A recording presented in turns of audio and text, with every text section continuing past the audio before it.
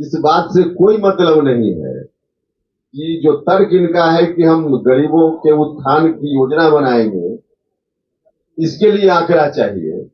इसमें जब तक आर्थिक आंकड़ा नहीं होगा तब तक कैसे यह काम संभव है। सीधा राजनीतिक लाभ के लिए करना चाहे, साफ है।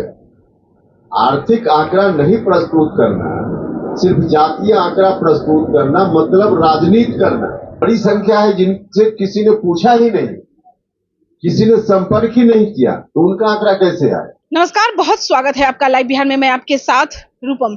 देखिए, जातीय जनगणना के आंकड़े आए हैं और उस पे उपेंद्र कुशवाहा का सबसे बड़ा बयान आ रहा है। हम आपको बता दें कि उपेंद्र कुशवाहा साफ तौर पे आरोप लगाते हुए नीतीश कुमार पर कटाक्ष कस रहे हैं और कह रहे हैं कि 2 अक्टूबर को आज यह जनगणना निकाला गया है, सारा क्रेडिट नीतीश कुमार अपने ऊपर ले रहे हैं। लेकिन हम आपको बता दें कि जातीय जनगणना के जो आंकड़े आए हैं वो एक तरह से फेक है, क्योंकि उनका कहना है कि भाई मेरे पास भी लोग नहीं आए हैं पूछने के लिए कि भाई आप कौन कास्ट के हैं, लेकिन जातीय जनगणना निकाल दिया गया। यानी कि साफ तौर पे कहना है कि बहुत सारे ऐसे लोग हैं जिनसे जातीय जनगणना के जो आंकड़े जो पूछे जाने होते हैं, जो सूचनाएं लेनी होती है, वो वहां पर नहीं गए थे। लेकिन कोर्ट के तरफ से जिस तरह से वहां पर चल रहा था केस, उसके लिए वहां पर कोर्ट में दिखाना था और उसी के लिए आनन फानन में यह जातीय जनगणना के आंकड़े निकाले गए।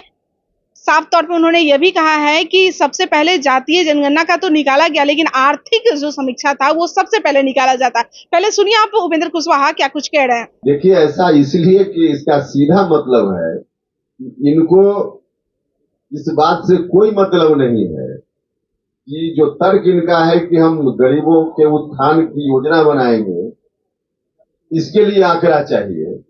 इसमें जब तक आर्थिक आंकड़ा नहीं होगा तब तक कैसे यह काम संभव है। अब उसके बिना ही सामाजिक आंकड़ा प्रस्तुत कर रहे हैं, सीधा राजनीतिक लाभ के लिए करना चाहे, साफ है। आर्थिक आंकड़ा नहीं प्रस्तुत करना, सिर्फ जातीय आंकड़ा प्रस्तुत करना मतलब राजनीति करना। वास्तव में इनके मन में ईमानदारी होती, पिछड़ों के लिए, अति पिछड़ों के लिए, दलितों के लिए, उनके उत्थान के कारण इन आंकड़ों को जुटाने की बात इन्होंने की होती, तो आर्थिक आंकड़ा भी सार्वजनिक होना चाहिए था।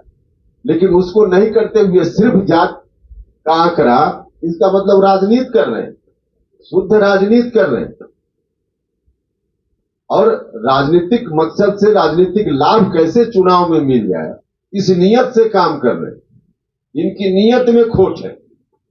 इसलिए हम कह रहे हैं कि इन चीजों का निराकरण करके और तब मुकम्मल तौर पे सारा आंकड़ा सामने आए। तो हम लोग तो चाहते ही हैं कि जातीय गणना हो, आंकड़ा आवे, तो आंकड़ा आवे लोगों के उत्थान की दिशा में काम करने के लिए। आंकड़ा कुछ दिखाकर वोट हम ले ले, राजनीति कर ले, इस बात के लिए नहीं। आंकड़ा आया है उसमें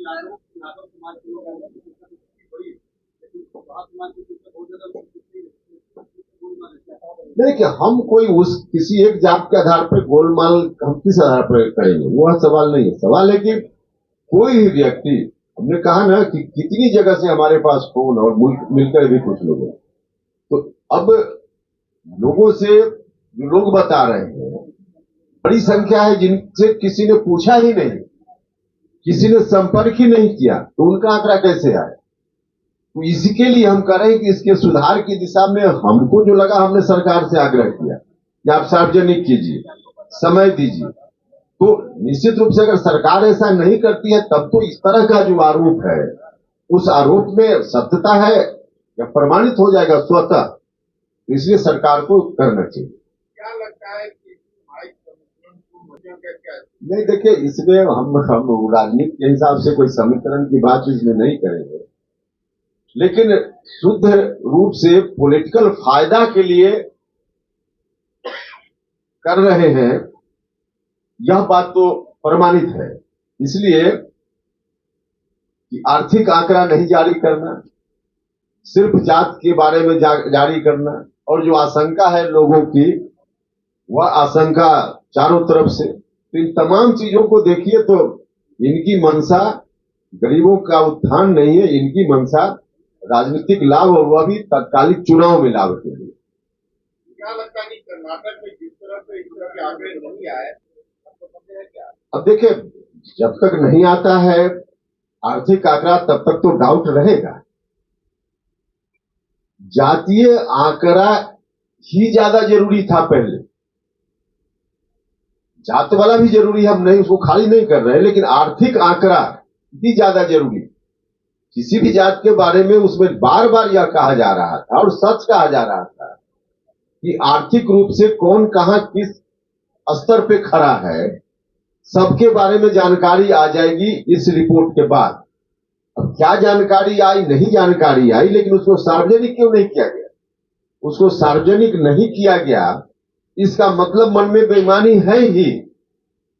तो इसलिए बात तो पूरी तब होगी जब आर्थिक आंकड़ा भी आवे, और बिना आर्थिक आंकड़ा सिर्फ जात का आंकड़ा जारी करने का मतलब है कि मन में बेईमानी है। तो आपने सुना उपेंद्र कुशवाहा, जिनका कहना है कि भाई जातीय जनगणना का वो स्वागत कर रहे हैं। आज के दिन जातीय जनगणना जो निकाला गया है, जो आंकड़े, उसका वो साफ तौर पे स्वागत कर रहे हैं, लेकिन नीतीश कुमार पे भी निशाना साधते हुए कह रहे हैं कि भाई ये जातीय जनगणना जो आज निकाला गया है यह पूरे तरीके से सही नहीं है। आंकड़े और भी कुछ होने चाहिए थे, लेकिन आंकड़े कुछ और लाया गया है। उन्होंने यह भी कहा कि पंचायत लेवल तक इस आंकड़े को दिखाना पड़ेगा, यह दिखाना होगा कि ताकि वह वहां के लोग यह जाने कि भाई ये आंकड़े जो है वो सही है या नहीं है।